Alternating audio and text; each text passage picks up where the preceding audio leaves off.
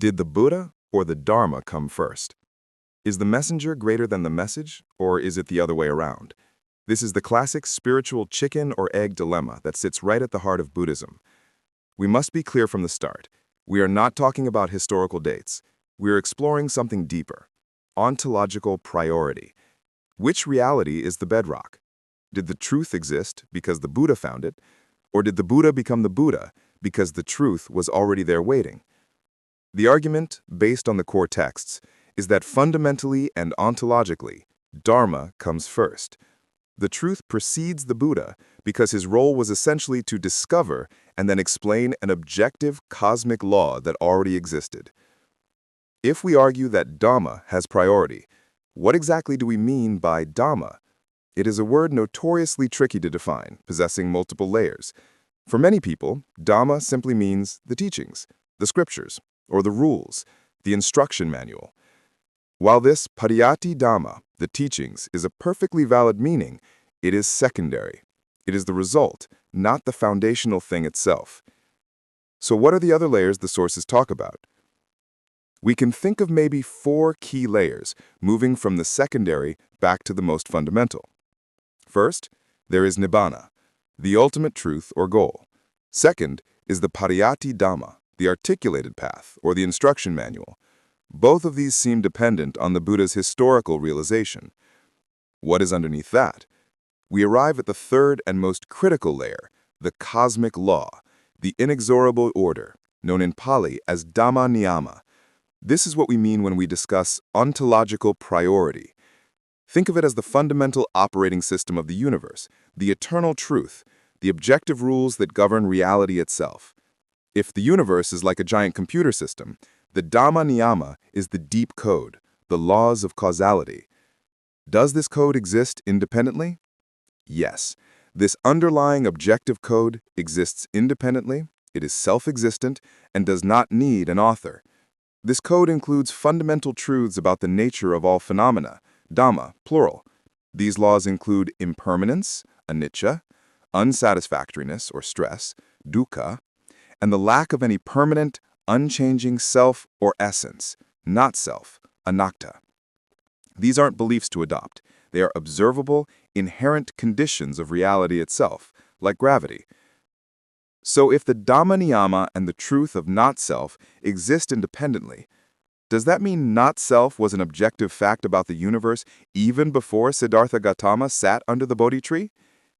Precisely. The Dhamma-nyama establishes ontological priority because it is the raw, eternal, objective reality. The Buddha's enlightenment is the act of seeing that pre-existing law clearly, fully penetrating it. Without that pre-existing objective law, the Buddha's awakening would just be a unique, personal experience, a subjective revelation, making Buddhism something very different.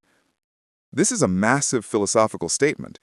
So where is the textual proof, the smoking gun in the Pali Canon? There is a very specific, direct text, the Dhamma-nyama Sutta, found in the Anguttara Nikaya, AN 3.134. This sutta makes an unambiguous declaration about the constancy of these truths. What does it actually say about the role of a Buddha? It states very clearly, whether Tathagatas arise in the world or whether Tathagatas do not arise in the world, this property still stands. The text refers to the steadfastness of the Dhamma, Dhammahiti, and the orderliness of the Dhamma, Dhamma-nyama. This phrasing emphasizes an objective, stable, patterned, and reliable cosmic structure that doesn't change based on whether someone is there to teach it.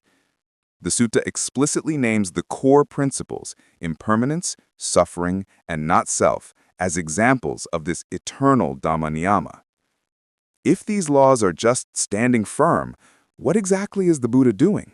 He is clearly not a creator god, prophet, or lawgiver. His role is purely that of the discoverer. The text describes the Buddha's action using verbs like awakening to it, penetrating it, and thoroughly understanding it. He doesn't invent the truth. He pulls back the veil of ignorance that prevents others from seeing the pre-existing structure of reality.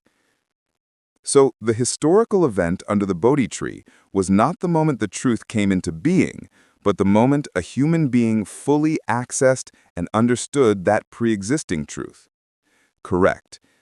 We can lay out a clear causal chain. 1. The law exists. 2. The law is seen. 3. The law is taught. The Dhamma, as in Dhamma-nyama, is the ontological source that must be there first. The Buddha's role, while essential for us historically, is dependent on that prior reality. The concept of the Dhamma-nyama is powerful, but it is abstract. The ancient teachers knew we needed stories. Is there a vivid metaphor used in the text to make this point about discovery versus creation? Yes, there is the fantastic metaphor of the ancient road, Purana Manga, found in the Nagara Sutta, SN 12.65. In this analogy, the Buddha compares himself to a man wandering through a dense, wild jungle representing samsara, the cycle of suffering. While wandering, he stumbles upon an old path, an ancient road, Purana Manga. Who had traveled this road before? The text specifies it was a road traveled by correctly self-awakened ones of the past. The path was already there, but had become overgrown and forgotten. This ancient, forgotten road leads to an ancient city, Nagara, which is the metaphor for Nibbana, the ultimate truth or liberation. The city was once prosperous and inhabited by others, but he finds it ruined, deserted, and lost to time. Was his work like founding a new city? No. His role was that of an explorer or archaeologist of the spirit. He followed the existing road, which he later articulated as the Noble Eightfold Path, rediscovered the principles of the ancient city, and cleared the path again so that the holy life could flourish. He observed it, walked it, and then showed it to others. He was a rediscoverer, not an inventor. The implication is huge. The core teachings are not Gautama's unique invention, but the description of a universal roadmap to a perennial city. This fits perfectly with the idea of previous Buddhas.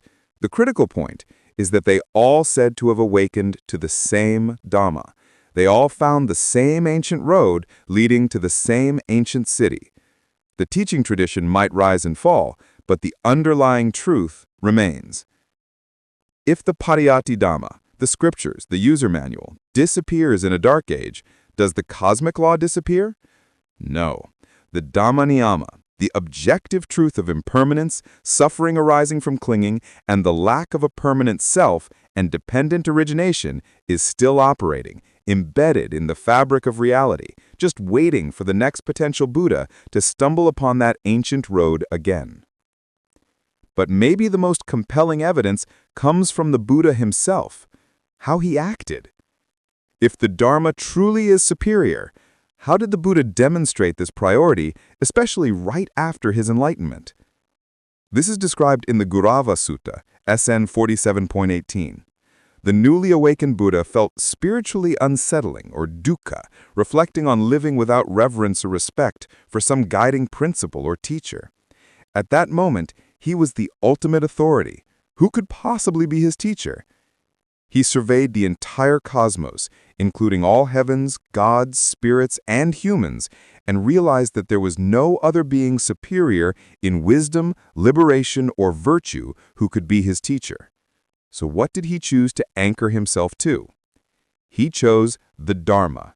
He made a formal resolution to make the truth itself, the very truth that allowed him to become enlightened, his guide, his reference point, his object of reverence. He essentially bowed down to the truth itself, declaring, "Let me then live relying on this very Dhamma to which I have fully awakened, honoring it, reverencing it." This was a deliberate act of placing the principle above the person, even when that person was himself the Buddha. But why does the traditional refuge formula place the Buddha first?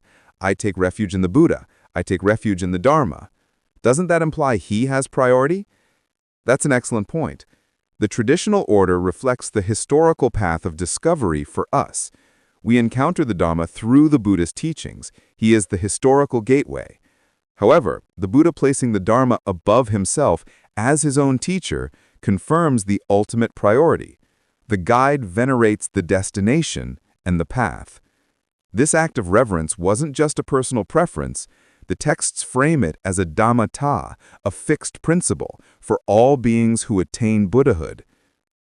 Did this reverence for the Dhamma shape how he lived and taught for the next 45 years? Absolutely. He walked hundreds, maybe thousands of miles to teach the Dhamma, not for personal glory, but out of deep respect for the power of that Dharma to liberate others. All that tireless work was an expression of his veneration for the Dhamma itself. He was serving the law he had discovered. So, how do we concisely summarize the relationship and priority between Buddha and Dhamma? We must recognize that there are two different kinds of priority that are not contradictory. One, ontological priority. On the level of fundamental existence, the Dhamma clearly comes first.